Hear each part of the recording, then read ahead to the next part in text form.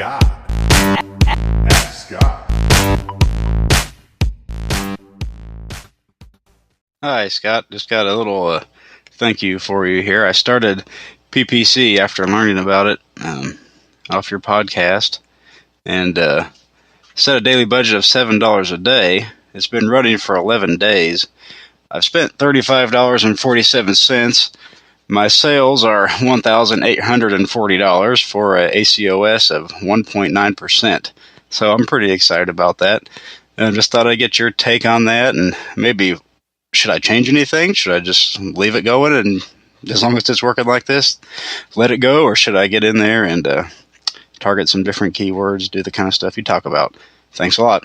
Hey, Eric, thank you so much for the question. Also, thank you so much for sharing the results with us.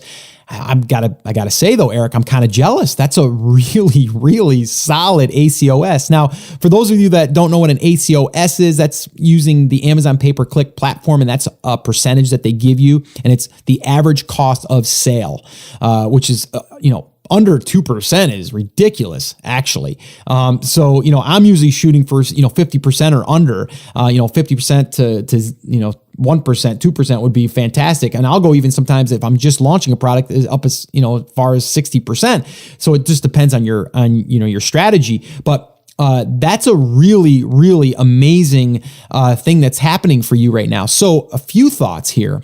First thought is, if I was coaching you in this, I would be like, listen, Eric, here's what you need to do. You need to keep that campaign and do not touch it, okay? That's first thing. That's what I would personally do because it's working really, really well. But I would want to scrape the data that's coming in from that particular campaign, okay? Because you can get a lot of detail. Now, I'm assuming that you are running this in the broad match. I don't believe that you said, but if you're running it in the broad match, there's going to be a lot of data that's coming through that's going to be very, very useful. Okay, very, very useful.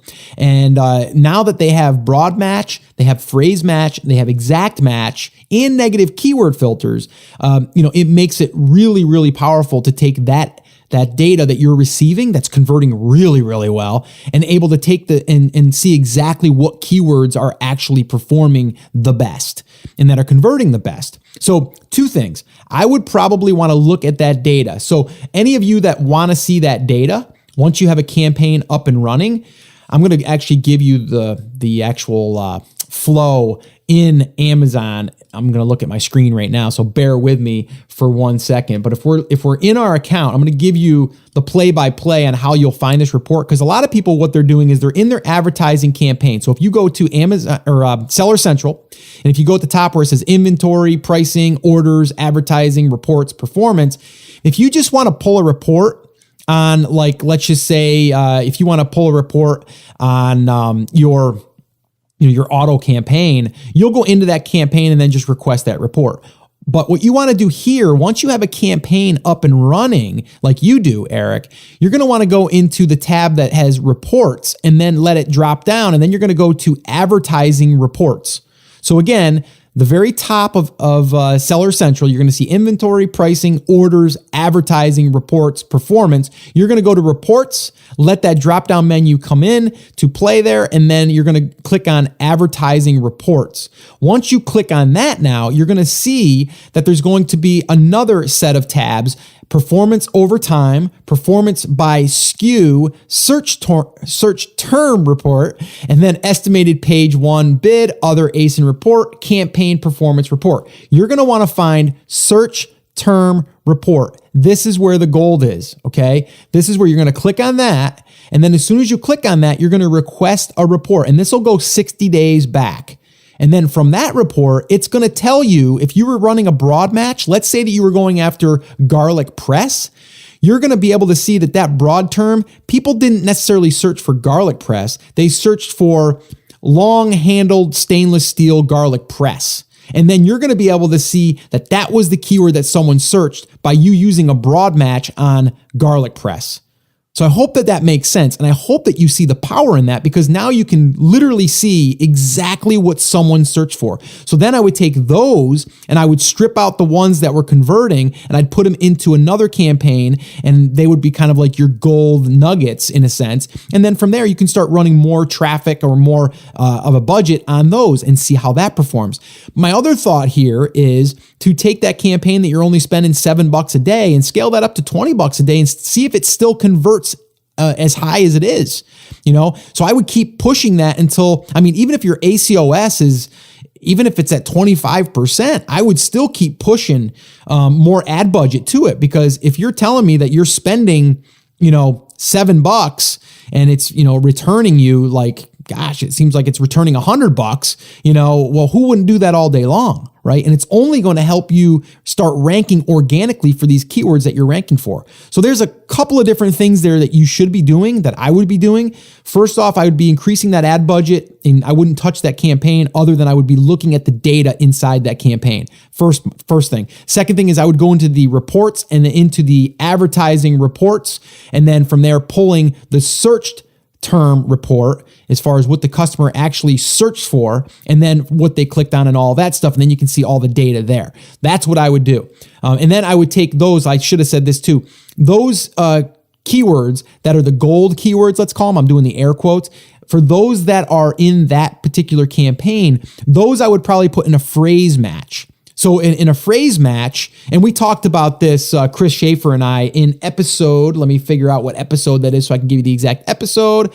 That one there is episode number 119. If you wanted to listen to my conversation with Chris Schaefer, all about the new Amazon pay-per-click updates and how to receive more sales using it, head over to episode 119. So that would be theamazingseller.com/119. And again, all of this will be in the show notes if you guys just wanted to go to episode 124, and you'll get all of the links that I discussed in today's episode. But that's what I would do. I would definitely put that in a phrase match, because that way there, you're going to be more specific to that in that order. And then from there, if you wanted to then take the ones that are really converting high and put them into another campaign that's an exact match, now you're only going to be getting clicks on people that type in that exact search term. Okay. And if you guys are not familiar with the new Amazon pay-per-click, I would definitely recommend checking out episode 119.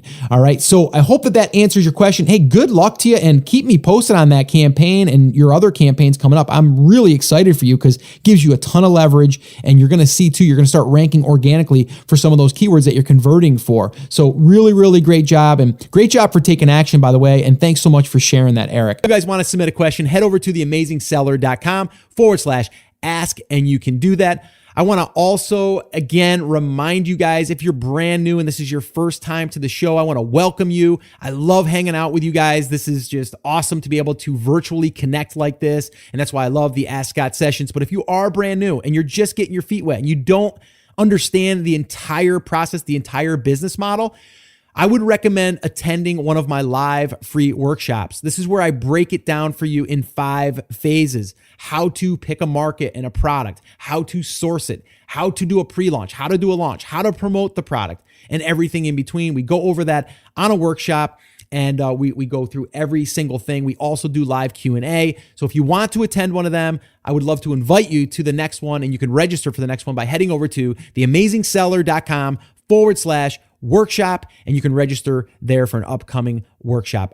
Well, hey there. Thank you so much for listening to that episode of Ask Scott. Now, that was just a highlight from one of our full episodes where I generally answer 3 to 4 questions on a podcast. If you want to go back and listen to all of the past archives of not just the Ask Scott session, but all of the full episodes where I do interviews with top Amazon sellers, people starting from scratch and building a business, if you want to listen to any of those episodes, head over to theamazingseller.com, and you can find all of that over there. You can also find details there on how you can ask your own question and get it aired on an upcoming Ask Scott session, and possibly see it here on YouTube or just on the podcast. All right, so definitely head over to theamazingseller.com. There's tons of of resources over there for you to be able to build your e-commerce and Amazon business. So definitely go check that out. Now, I just wanted to remind you one thing before I let you go. There's a lot of information out there, and some of it is really, really good. But what I want you to remember is you have to not just consume the information, you have to actually apply that information. So take this information that you learned here today and apply it to your business. And this way here, you can get results. As my shirt says, I wear it almost daily. Take action. We'll see you guys.